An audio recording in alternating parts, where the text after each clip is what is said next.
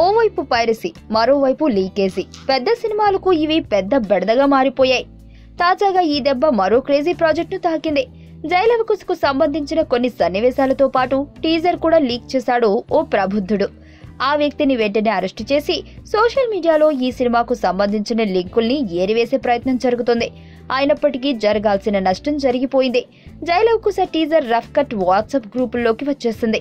అదేమెంత క్లారిటీతో లేదంటున్నారు. Original teaser చూసిన ఫీలింగ్ ఇవ్వట్లేదంటున్నారు.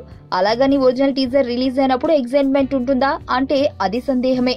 ఆల్రెడీ మసగగా ఆయన విజువల్స్ చూశారు కాబట్టి టీజర్ రిలీజ్ అయినప్పుడు ఆసక్తి ఉండకపోవచ్చు. అందుకే ఇప్పుడు ఏం చేద్దామా అని జైలవకుశ టీం తలలు పట్టుకున్నట్లు తెలుస్తుంది. ముందు అనుకున్న ప్రకారం జూలై 5న టీజర్ రిలీజ్ చేద్దామా, లేక ఎలాగో టీజర్ లీక్ అయిపోయింది కాబట్టి వెంటనే దాన్ని మార్కెట్లోకి వదిలేద్దామా అని యోచిస్తున్నారట.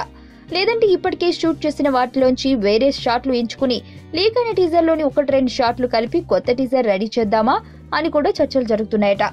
టీజర్ ఇప్పుడున్నట్లే రిలీజ్ చేయాలనుకుంటే మాత్రం ఆలస్యం చేయకుండా పని కానిచ్చేస్తారట. జూలై 5నే అనుకుంటే మాత్రం కొత్త షాట్లతో టీజర్ ను భిన్నంగా తయారు చేస్తారట. ఇంకా వారం రోజులు టైం ఉంటుంది కాబట్టి మార్పులు చేర్పులు చేయడం పెద్ద కష్టమేమీ కాదు. కాకపోతే దీనివల్ల ప్రస్తుతం షూటింగ్ షెడ్యూళ్లకు ఇబ్బంది ఎదురవుతుంది. మరి ఏం జరుగుతుందో చూద్దాం.